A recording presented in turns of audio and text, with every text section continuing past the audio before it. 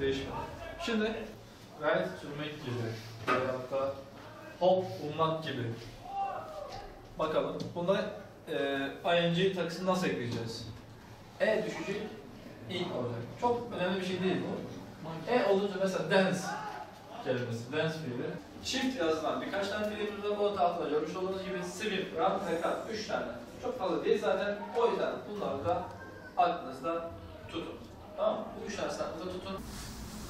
Başarı ve başarısızlığı değerlendiren bir eğitim sistemi olması gerekiyor. Dolayısıyla sınıfta kalmanın da normal görülmesi gerekiyor bana göre. O yüzden biz bakanımızın bu açıklamasını olumlu buluyoruz. Yani buna şunu ilave etmek gerekiyor. Kesintisiz zorunlu eğitim ile hala karşı karşıyayız. Sınıfta kalmanın geldiği bir ortamda zorunlu olarak insanları okulda tutmaya çalışmanın da tekrar değerlendirilmesi gerekiyor diye düşünüyorum ben. Çünkü insanlar yani zorla bir yerde tutulmamalı.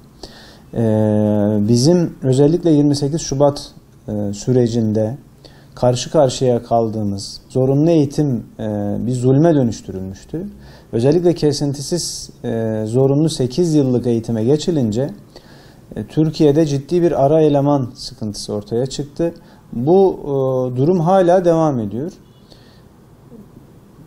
Şu anda hatta kesintisiz 12 yıla çıkarıldı bu zorunlu eğitim. Sınıfta kalmanın tekrar gelmesiyle birlikte bu zorunlu eğitim hadisesinin de yeniden gözden geçirilmesi, bir daha değerlendirilmesi gerekir diye düşünüyorum ben.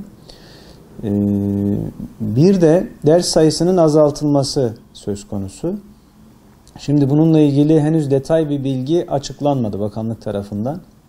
Hangi dersler kaldırılacak, hangi dersler getirilecek? Şimdi bunun da bir an önce açıklanması gerekiyor. Biz bu tür değişikliklerin öğretmenleri mağdur etmemesi gerektiğini bir kez daha sizin aracılığınızla ifade etmiş olalım. Çünkü hangi dersi kaldıracaksınız, hangi öğretmen norm fazlası olacak veya hangi dersi getireceksiniz, o dersin öğretmeni olacak mı, olmayacak mı?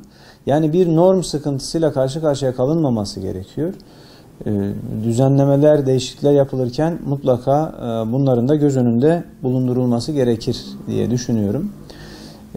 Ayrıca öğrencilerin okula daha fazla önem vermesi için müfredat değişikliğine gidip derslerin içeriğinin mutlaka doldurulması gerekiyor. Seçmeli derslerin gerçekten seçmeli olması gerekiyor. Yani bizde seçmeli ders var ama zorunlu seçmeli gibi bir şey bu.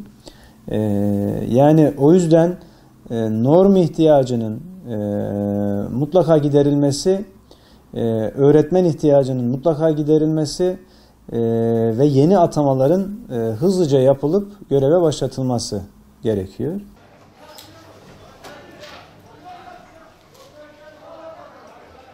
Bir de question var gördünüz. Demek ki bu cümlede soru cümlesi. Peki soru cümlesi olacaksa nasıl yapacağız? Yani mecbur haklıdan haksızın sınıfta kalmak bence iyi bir eğitim sistemine bize yararlı oldu. Çünkü neden diyecekseniz sınıfta mesela ben bazı dersleri yapamıyorum. Ben öbür sınıfa geçtiğim zaman tarihten, Kur'an'dan, Arapçadan alt derslerde kalıyorum. Onun için öğrenmeden geçiyorum bir sonraki sınıfa. Bunun için de ders sınıfta kalma zorunlu hale geldi. Bence çok iyi olmuş.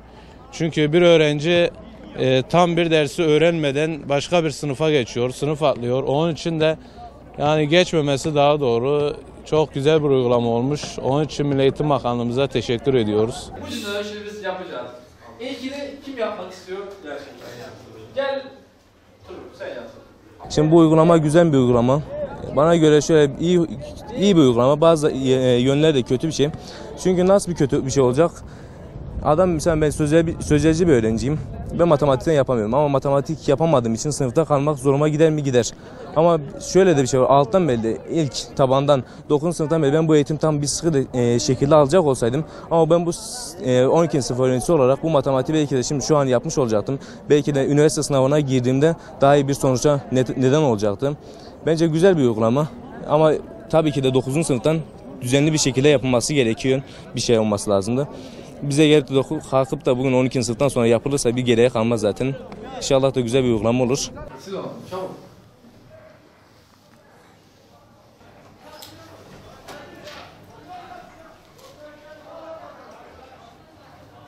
Dokuzuncu sınıfa gidiyorum. Yani liseye yeni başladım. Benim için bu okul iyi bir başlangıç oldu ve bu gelecek sisteme de benim için de iyi bir şey oldu. Çünkü yapamadığım dersleri yeniden görebileceğim, ileriki geleceğimi güzel çizebileceğim. 12. sınıfta yani 4 sene sonra güzel bir üniversite tutturma imkanım olabilir. Onun için bu sistemi ben çok beğendim. Zorlu olan yanları da şudur. Eğer ki insan yani öğrenci dersine biraz iyi çalışmalı. Çalışmazsa zaten tekrar olursa eskiden zorunlu değildi. Şu anda zorunlu olma haline geliyor. Yapamadıkları dersi mesela zor derslerden matematik. Matematik dersini yeniden görüp iyi bir matematik netleri yapabilir sınavlarda. Sonra sözelci adam yani sayısalcı insan yapamadıkları dersleri yeniden görürse bu sistem çok beğenilir, çok tutulur.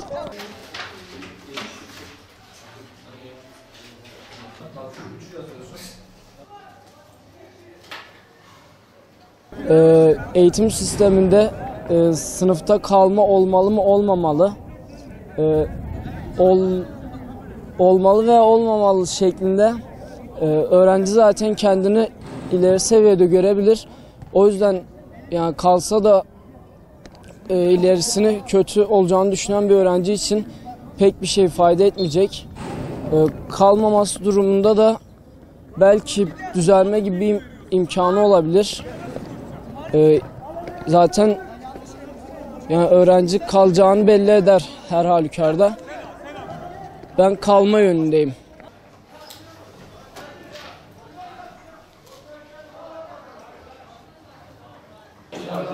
Şimdi evet. Çektik mi? Yoksa tamam mı?